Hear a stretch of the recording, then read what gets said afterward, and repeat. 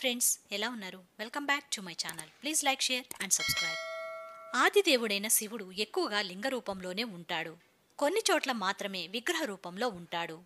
లింగం నిరాకార రూపానికి సంకేతం. మరి విగ్రహ రూపంలో విచిత్రంగా మెడలో రుద్రాక్షలు, పాము, పుర్రెల దండ, ఒంటికి భస్మం పూసుకుని, పులి చర్మాన్ని ధరించి, తలలో చంద్రవంకను ధరించి ఉండటానికి కారణం ఏంటి?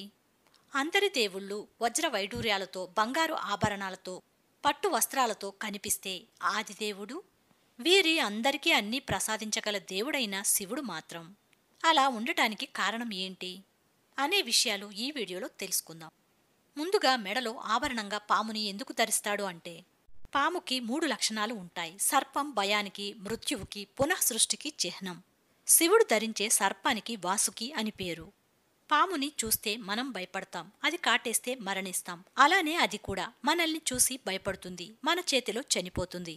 సర్పాన్ని కాలంతో పోలుస్తారు. కాలం కాటేసింది అంటారు, కాలసర్పం అంటారు. అలానే సర్పం తన కుబుసాన్ని విడుస్తుంది, అలా మళ్లీ జన్మిస్తుంది. సృష్టి, ప్రతి సృష్టి, కాలం అన్నీ కూడా ఆయన నియంత్రణలోనే ఉంటాయి. శివుడు మృత్యుంజయుడని, అన్నిటికీ అతీతుడని వ్యక్తపరచడానికే మెడలో సర్పాన్ని ధరిస్తాడు. ఇక మెడలో పుర్రెల దండ ఎందుకు ధరించి కనిపిస్తాడు అంటే, శివుడు శ్మశానాల్లో తిరుగుతాడని, చితాభస్మాన్ని ధరిస్తూ ఉంటాడని చాలా పురాణాల్లో మనకు చెప్తారు. అలా మెడలో పుర్రెలమాలను ధరించిన శివుడిని కపాలమాలి అంటారు. సృష్టి చేయవలసి వచ్చినప్పుడు పరమశివుడు మొట్టమొదట చతుర్ముఖ బ్రహ్మను సృజించి, నువ్వు ఈ సృష్టిని అంతటినీ చెయ్యి అంటాడు. అలా సృష్టి చేసిన బ్రహ్మ ఆయుర్దాయం కూడా కొంతకాలానికి అయిపోయి ఆయన కూడా మరణిస్తాడు. అలా బ్రహ్మ పదవిలో ఉండి గతంలో సృష్టి రచన చేసిన విధాతలవే ఆ పుర్రెలన్నీ. వారి మస్తిష్కాలను ఒక్కొక్కటిగా తీసి తన మెడలో ధరించి సృష్టి చేసిన బ్రహ్మలను తరింపచేస్తాడు పరమశివుడు. ఇందులో సందేశం ఏమిటి అంటే, అటువంటి పుర్రెలమాల పెరిగిపోతుంది, కాని ఆయన మాత్రం అలానే ఉంటాడు. ఎంతోమంది బ్రహ్మలు వచ్చారు, సృష్టి చేశారు, వెళ్ళిపోయారు. కాని ఆయన మాత్రం శాశ్వతుడు, కాలాతీతుడు. కాలాన్ని సైతం పడగొట్టగలిగినవాడు పరమశివుడు. పరమాత్మ శాశ్వతం. ఆయనతో మాయ కలిసినప్పుడు బ్రహ్మ ఉద్భవించి సకల చరాచర సృష్టిని సృజిస్తాడు. అయితే సృష్టితోనే సృష్టికర్త కూడా లయం అవ్వాల్సిందే. అంటే ఏదైనా ఎక్కడ్నుంచి వచ్చిందో అక్కడికే వెళ్ళిపోవాలి. అలానే మనుషులు కూడా. సృష్టించిన బ్రహ్మే శాశ్వతం కానప్పుడు తను సృష్టించిన సృష్టి, మనుషులు ఎలా శాశ్వతం అవుతాయి? కనుక ప్రతిదీ లయం అవ్వాల్సిందే. ఇక భస్మాన్ని ధరించటానికి కారణం, ఎంతటి అందమైన దేహం అయినా సరే, ఎంతటి భోగభాగ్యాలను అనుభవించింది అయినా సరే, ఈ భూమండలంలోనే విశిష్టమైన వ్యక్తి అయినా కాని, ఈ శరీరాన్ని నిత్యం వజ్ర వైడూర్యాలతో కప్పుకున్న వ్యక్తి అయినా కాని చివరికి బూడిద అవ్వాల్సిందే. అది చెప్పడానికే భస్మాన్ని ధరిస్తాడు శివుడు. దీనికి సంబంధించి పద్మపురాణంలో ఒక కథ ఉంది.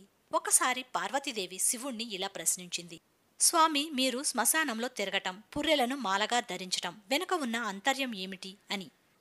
దానికి శివుడు, పార్వతి, పూర్వం దేవతలు రాక్షసులకు మధ్య యుద్ధాలు జరుగుతూ ఉండేవి. రాక్షసులు ఎప్పుడూ దేవతలను బాధిస్తూ ఉండేవారు.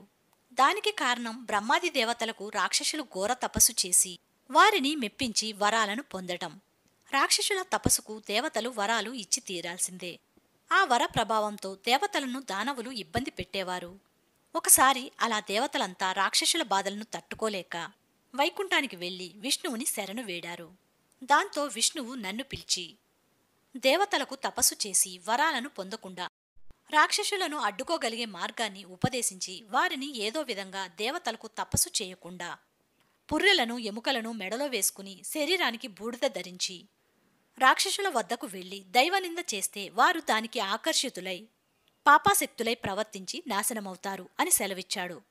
అదే ఈ రూపం యొక్క రహస్యం అన్నాడు.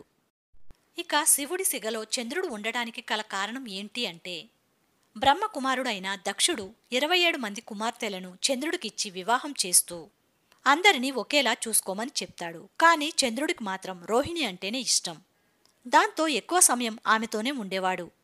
అది చూసిన మిగిలిన వారు తండ్రికి ఫిర్యాదు చేస్తారు. దాంతో దక్షుడు చంద్రుణ్ణి మందలిస్తాడు.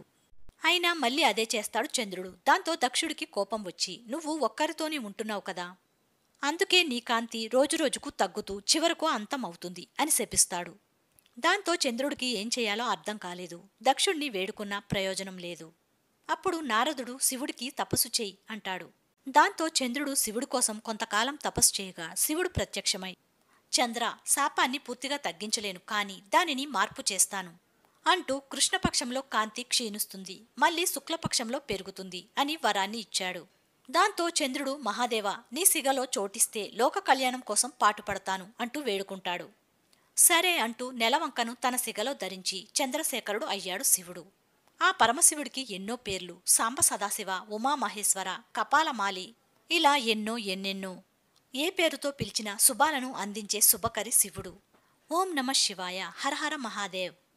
ఇవి ఫ్రెండ్స్ శివుడి వేషాధరణ వెనుక ఉన్న కారణాలు. నాకు తెలిసినవి, నేను తెలుసుకున్నవి మీకు చెప్పాను. మీకు తెలిసినవి కామెంట్స్లో చెప్పండి. నెక్స్ట్ వీడియోతో మళ్ళీ కలుద్దాం. Until that, take care, by by. Thank you for watching. Please like, share and subscribe.